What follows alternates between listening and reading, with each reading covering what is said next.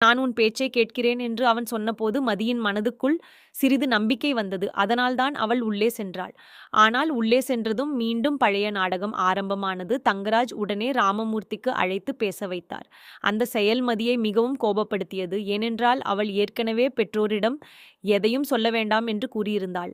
இருந்தும் அவர்களை இழுத்து வருவது அவளை தனியாக முடிவு எடுக்க முடியாதவளாக காட்டுவது போலிருந்தது. ராமமூர்த்தி போனில் பேசியபோது கூட மதிக்கு ஆதரவாக பேசவில்லை. அவர் மனதில் மகளின் வேதனை இருந்தாலும் சமூகத்தின் பார்வை அதைவிட பெரியதாக இருந்தது. அவர் குடும்ப மரியாதையை காப்பாற்ற வேண்டும் என்ற எண்ணத்தில் மட்டுமே பேசினார். அதனால் மதி இன்னும் உடைந்து போனாள். ஏனென்றால் தன் சொந்த அப்பாவும் தன்னை புரிந்து கொள்ளவில்லை என்ற உணர்வு அவளை நொறுக்கிவிட்டது. காஞ்சனாவும் அதேபோல மன்னிப்பு கேட்டு சமரசமாக வாழ்ந்துவிடு என்றுதான் கூறினாள்.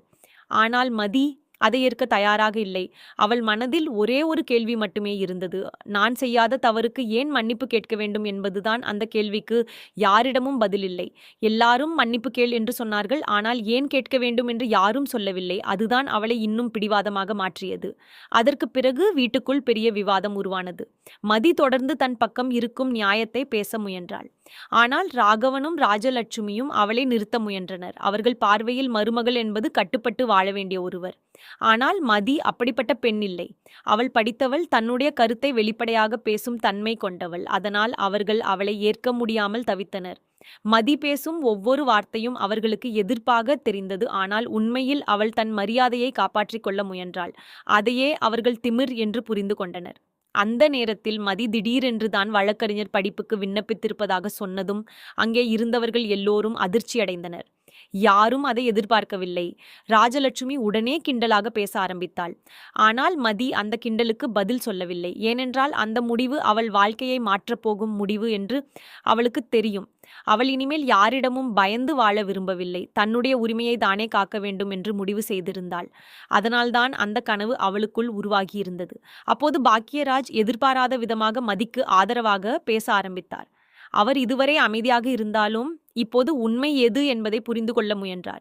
முதலில் மதியின் பேச்சையும் கேட்க வேண்டும் என்று அவர் கூறியதும் சுரேஷ் சற்றே யோசிக்க ஆரம்பித்தான். ஏனென்றால் வீட்டில் யாரும் இதுவரை அப்படி சொல்லியதில்லை. எல்லோரும் ஒரே பக்கம் பேசிக் கொண்டிருந்தார்கள். ஆனால் பாக்யராஜின் வார்த்தைகள் சுரேஷின் மனதில் தாக்கத்தை ஏற்படுத்தின. மலரும் உண்மையை சொல்லிய போது நிலைமை முற்றிலும் மாறியது. ராஜலட்சுமி கூறிய குற்றச்சாட்டுகள் அனைத்தும் மிகைப்படுத்தப்பட்டவை என்று அவள் தெளிவாக கூறினாள். அதை கேட்டதும் சுரேஷ் அதிர்ச்சியில் உறைந்து போனான். ஏனென்றால் அவன் இதுவரை அம்மா சொல்வது அனைத்தும் உண்மை என்று நம்பியிருந்தான். ஆனால் இப்போது 2 பேரும் ஒரே விஷயத்தை சொல்லும்போது அவனுக்கு சந்தேகம் அதிகரித்தது. அவன் மனதில் முதன்முறையாக அம்மாவும் தவறு செய்திருக்கலாம் என்ற எண்ணம் உருவானது.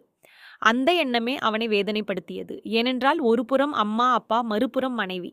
இவர்கள் இருவருக்கும் நடுவே சிக்கிக் கொண்டவன் போல அவன் உணர்ந்தான்.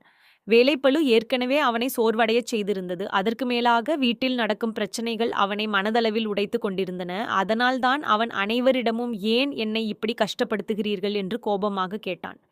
ராகவன் அதை பார்த்ததும் மேலும் கோபமடைந்தார். அவர் மகன் தன் பேச்சை எதிர்க்க ஆரம்பித்து விட்டான் என்று நினைத்தார். உடனே வீடு விட்டு வெளியேறி விடுவேன் என்று மிரட்டினார். ஆனால் அந்த மிரட்டல் இந்த முறை வேலை செய்யவில்லை. ஏனென்றால் சுரேஷ் ஏற்கனவே மனதளவில் சோர்ந்து போயிருந்தான்.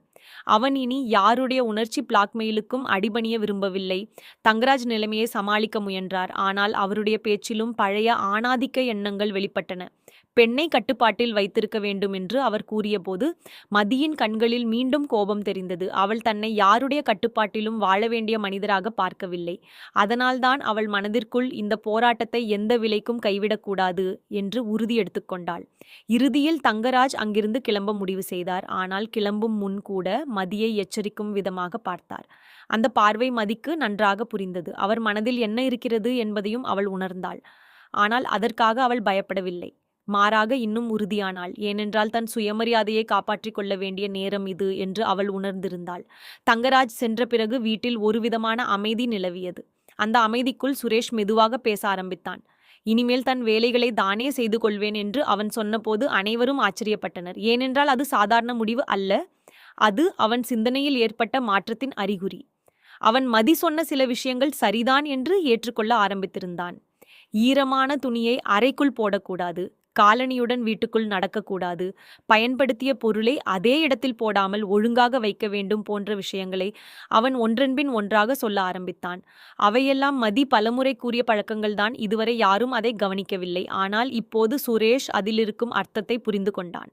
ராஜலட்சுமிக்கு அந்த மாற்றம் பிடிக்கவில்லை. ஏனென்றால் மகன் மெதுவாக மனைவியின் கருத்தை மதிக்க ஆரம்பித்து விட்டான் என்று அவள் உணர்ந்தாள். இதுவரை தன்னுடைய வார்த்தையே இறுதி என்று நினைத்திருந்த அவளுக்கு அது பெரிய அதிர்ச்சியாக இருந்தது. அவள் மனதில் பயம் உருவானது. இனிமேல் வீட்டில் தன்னுடைய ஆதிக்கம் குறைந்து விடுமோ என்ற பயம். அது ராகவனுக்கும் அதே எண்ணம்தான் இருந்தது. ஆனால் அவர் வெளிப்படையாக காட்டவில்லை. இருந்தாலும் மனதிற்குள் ஏதோ தவறாக போகிறது என்று நினைத்தார். மகன்கள் தங்களை விட்டு விலகி விடுவார்களோ என்ற அச்சம் அவருக்குள் உருவானது. அதனால்தான் தொடர்ந்து வீடு விட்டு வெளியேறுவேன் என்று பேசிக்கொண்டே இருந்தார். ஆனால் அந்த வார்த்தைகளுக்கு முன்பிருந்த தாக்கம் இப்போது இல்லை.